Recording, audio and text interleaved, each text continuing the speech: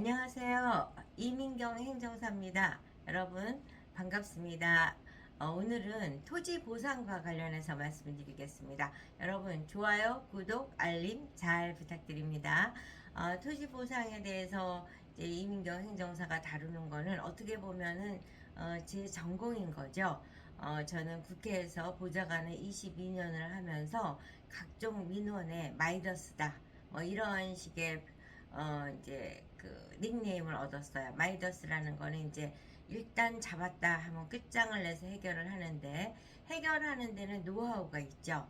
노하우는 뭐냐면은 높은 사람 백 쓰는 게 아니고 장차관의 백을 쓰고 이러는 게 아니라 주무관서부터 담당 주무관서부터 감동시키고 설득시키고 공감시키는 그 능력이 제가 관심 갖는 사안은 뭐든지 다 해결을 했습니다. 그동안 행정사를 하면서 여러 가지 아이템을 많이 했는데 이제 아무래도 전공인 그 입법 컨설팅이라든가 또는 현안의 그 민원인들이 공착된 문제점을 해결할 수 있는 이와 같은 해결은 법만 알아도 안 되고 행정부만 알아도 안 되고 또 뭐 해당되는 국토부라든가 보건복지부라든가 그것만 알아도 안 됩니다.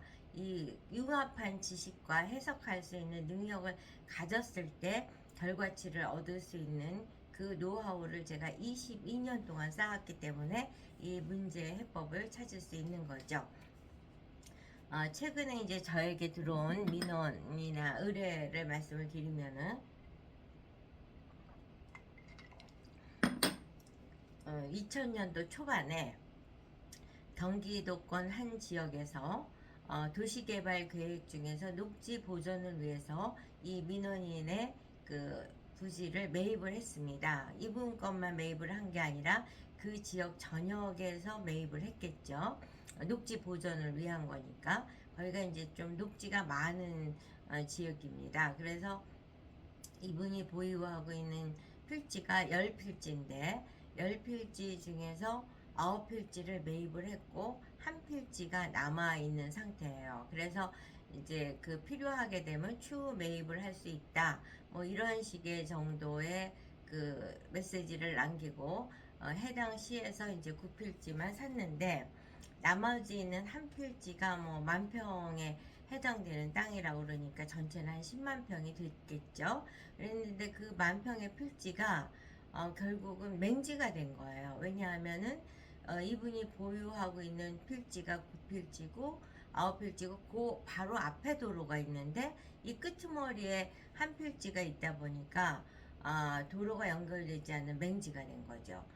이와 같이 맹지가 되었을 경우에는 이제 그 공익사업을 위한 토지 등의 취득 및 보상에 관한 법, 공익사업으로 인해서 이와 같이 단절 토지, 맹지가 됐을 경우에는 그 토지를 취득하거나 보상할 수 있는 그런 법적 근거가 있는 겁니다. 그래서 이제 이분이 그 담당 공무원을 찾아다니면서 엄청나게 노력을 많이 했는데 답을 못 찾고, 사실은 뭐 로펌도 찾아가고 그러셨다고 그러더라고요. 그랬는데 해결점을 찾지 못해서 저한테 연락을 주신 겁니다. 그 자녀지, 그 맹지가 된 자녀지를 해당 시에게 매입을 하라든가 아니면은 진입도로를 만들어 달라든가 이와 같은 요구를 해야 되는데 이 의뢰인의 경우는 진입도로를 만들어 달라는 데 더 포인트가 있는 거죠. 근데 뭐 매입을 하라든가 진입도로를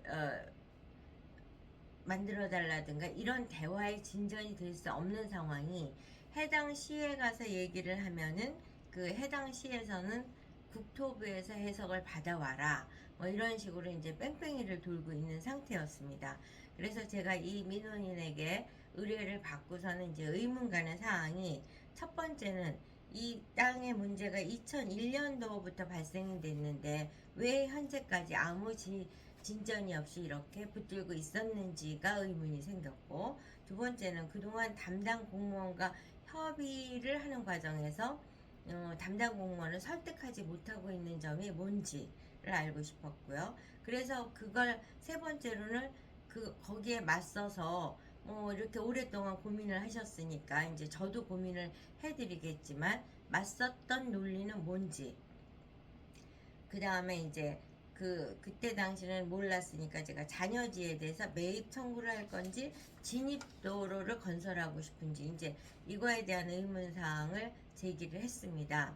그래서 이제 먼저 의뢰를 했고 상담을 하기 위해서 이제 방문을 하셨습니다. 방문을 하셔서 여쭤봤더니 지연되게 된 배경은 이제 초반에는 별로 그 심각성을 인식하지 못하다가 후반부 가서 심각성을 인식했는데 공동명이고 또 상대방이 또 굉장히 바쁘고 이러다 보니까 차일피일 미루다 시간이 지연이 됐다 이런 말씀을 하셨고, 두 번째로는 이제 담당 공무원을 만났는데 지자체 담당 공무원은 뭐 얘기할 생각도 안 하고 국토부 가서 해석을 해와라.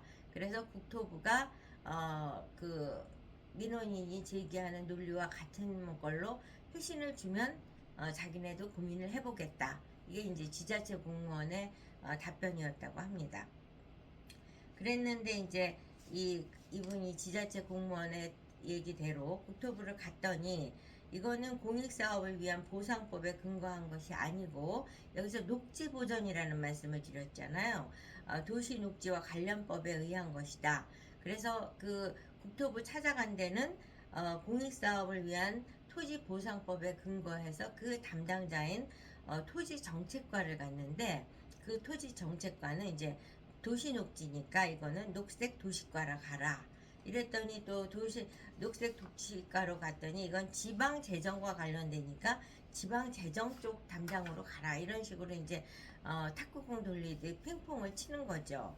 그래서 이분은 이제 뭐 화가 머리끝까지 난 상태에서 저를 찾아온 겁니다. 그래서 이제 그러면 이제 의뢰인께서 그동안 공무원들하고 교류했던 모든 문서 이걸 저한테 다 보내주십시오. 이러고서 이제 그걸 공부하기 시작했습니다. 그래서 공부를 했더니 이제 의뢰인이 그동안 진전 간 것도 반영을 하지만 제로 베이스에서 이제 법의 연역까지 따져가면서 꼼꼼히 따지다 보니까 아하 하는 이제 환호가 나올 수 있는 걸 제가 찾았는데, 지금 이제 여기서 적용하고자 하는 법이 공익사업을 위한 토지 등의 취득 보상에 관한 법인데, 이와 같은 법들이 현재 2024년에는 그 법이지만 이 법의 변화가 있었던 거죠. 그래서 이제 그 도시계획법에 의해서 보존녹지를 만들기 위해서 이 땅을 매입하겠다라고 주장했던 도시계획법을 찾아봤더니 도시계획법은 2003년에 이미 폐기가 됐습니다. 폐기가 되고 국토의 계획 및 이용에 관한 법률로 이제 바뀐 거죠. 그래서 국토법이고, 그 다음에 해당 지자체의 도시계획 조례에서도 여기에서 그 땅을 매입하겠다고 했던 근거법이 삭제가 된 거예요. 그러니까 여기에는 그 법의 근거에 의해서 매입을 당했지만 현 시점에서는 그걸 보호받을 수 있는 모든 법이 폐기되거나 변경되거나 이런 거죠. 이와 같은 걸 갖고 이제 연결고리를 찾으면서 해석을 해야 되는데, 국토부 공무원을 만났을 경우에는 그 공무원은 담당 공무원은 계속 그 공무원이라는 게 한 6개월 내지 1년, 뭐 길어야 2년 정도면 계속 로테이션이 되거든요. 그렇기 때문에 뿌리부터 찾아서 어떤 문제 해법을 찾아주려는 노력을 하는 공무원은 거의 희귀종이죠.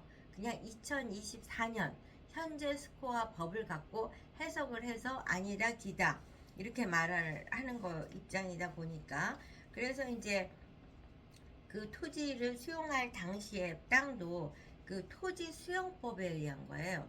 토지 수용법.